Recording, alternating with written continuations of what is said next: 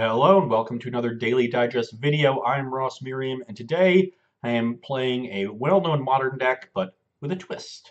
It is Living End, a deck that is getting a good amount of hype because of the addition of various good cycling creatures, cheap cycling creatures from Amonkhet, and this is a version that goes this full 5-color mana base, so it can play all 1-mana cyclers. And we have Curator of Mysteries and Glass Dust Hulk, which you haven't seen before, and there's one copy of Ardent Plea as an additional Cascader that the new mana base allows you to cast.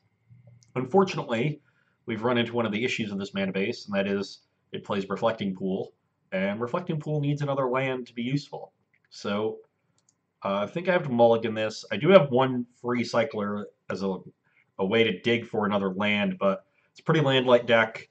Not going to take that chance. I will mull to 6.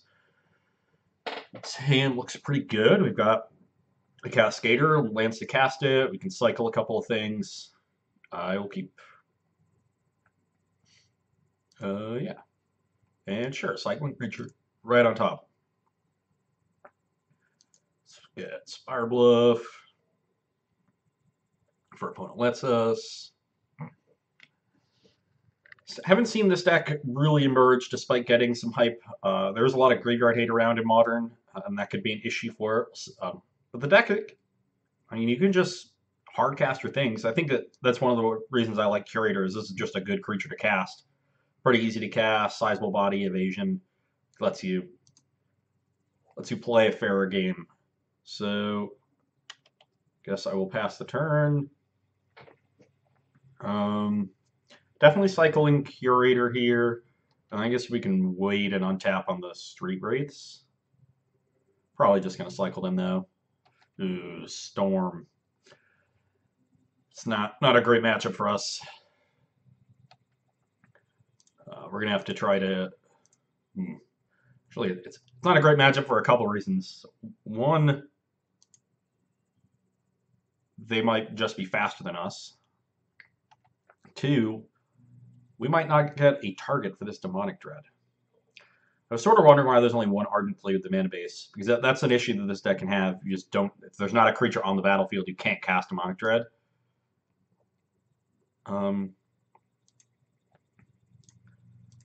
But they do now have some extra creatures in the deck with Brawl and Electromancer, so hopefully they play one on 2, and then we get to kill it with Demonic Dread. Or kill it with the Living End, but definitely cycling these Street Wraiths good. Found another thing to cycle. And worst case scenario, if they don't have a creature, then we can just play Simian Spirit Guide next turn and use that as a target. I'm gonna cycle Hulk. Yeah. Yeah. So if our opponent does play a creature here, which is best case scenario, we can cycle Hulk, pitch Simian Spirit Guide, cycle Carabid, and then play Demonic Dread. So come on, play a creature. Storm deck definitely does play one on turn 2 a lot. There we go. Perfect. Now we're actually in pretty good shape. So we're going to be able to kill that. Ooh. Yeah, I will actually cycle, or exile this and cycle now. So we can find another cycler. Another one? Oh, another Demonic Dread. That's fine. We'll just put, what is that going to be, 421 power on the battlefield? Is that good? Turn 3? Easy peasy. Let's target this.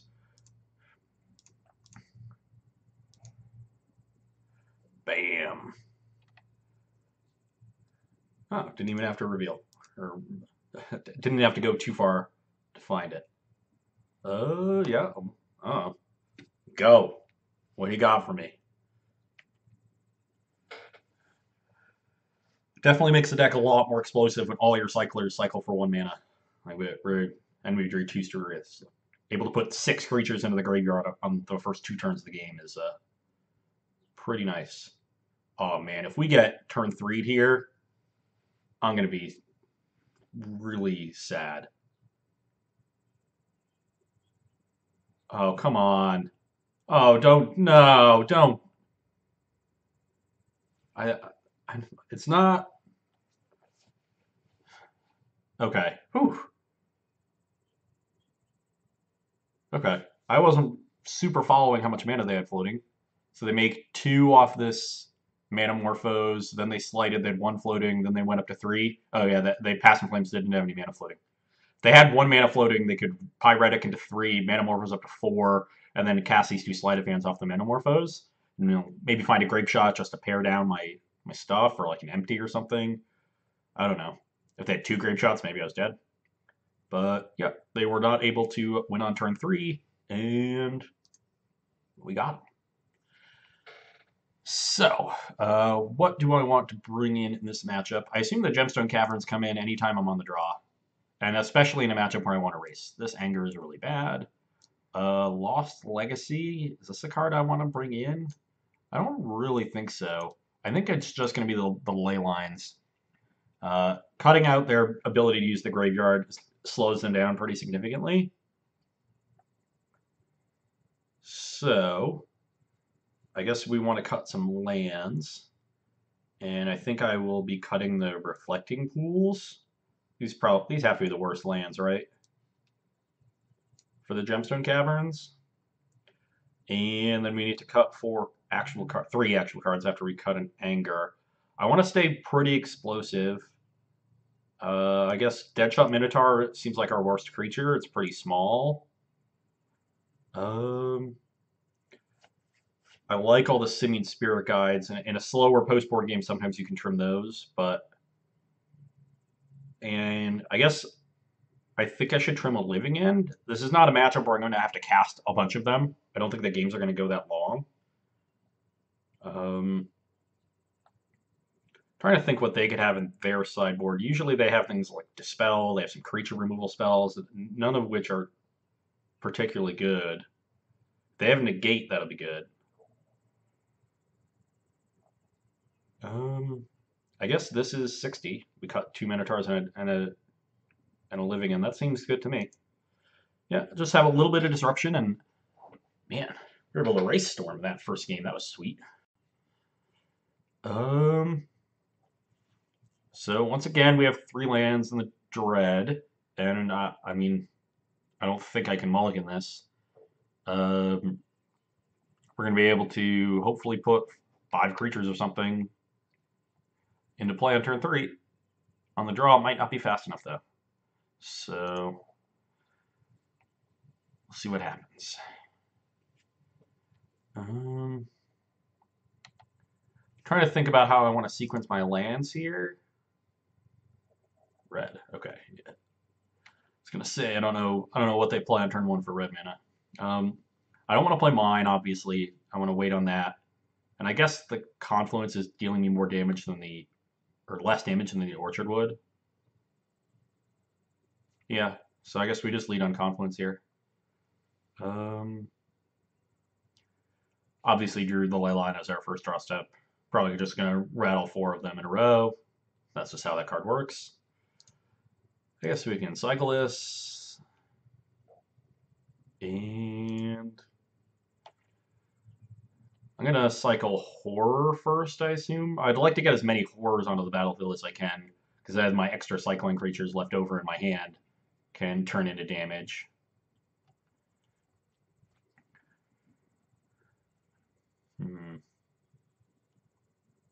Yeah, that's a spell.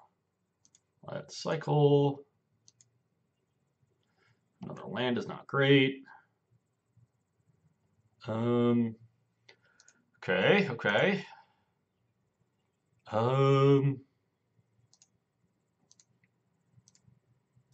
Let's just keep cycling. And sure, I'm going to kill their creatures next turn anyway, so I might as well play the Forbidden Orchard.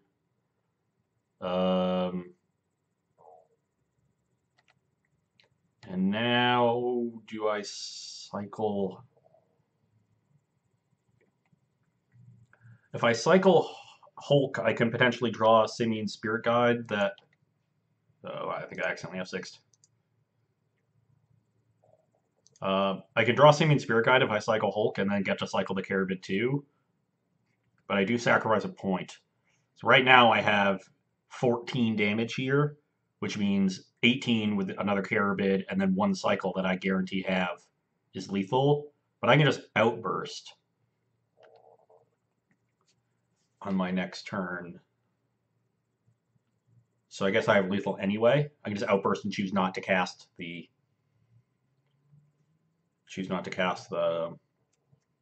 Living End. Or I might just be dead. Probably just dead.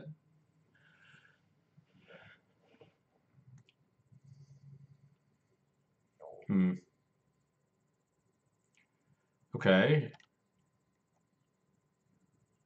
Hopefully my opponent just empties for a bunch. That would be nice. Oh my god, if they're passing, that is fantastic. I have no idea why they...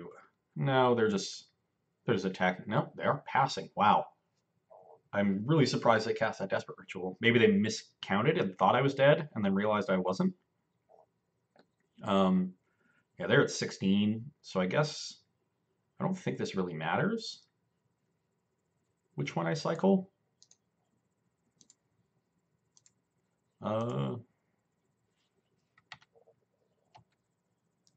Sure.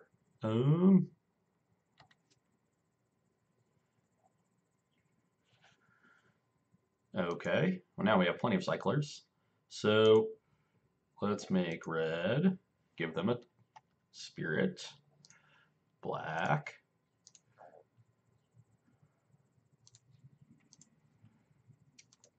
The Forbidden Orchards are kind of nice because they do give you a guaranteed target for Demonic Dread. But let's cast this.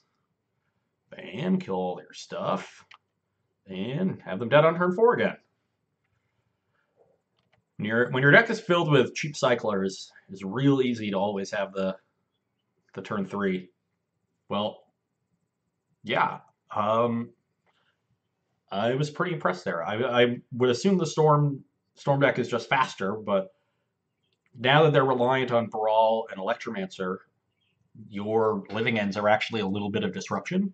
So even though we didn't have the ley line there, I mean, they had a free reign to turn 3 us, but it's tough for that deck now, the way it's built around gifts to turn 3. They still do a decent amount of the time, but they're really more of a turn 4 deck. So if you're just able to fire off a turn 3 Living End, kill their creature, and then have them dead because of it, drawing a bunch of Street Wraiths both games certainly helped.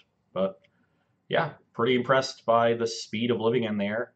Just have to wonder how resilient it is to all the graveyard hate that's going on in Modern. But against Storm, that concern is not really there. Just raced in both games. Hope you enjoyed that. And you can come back and see me on Friday.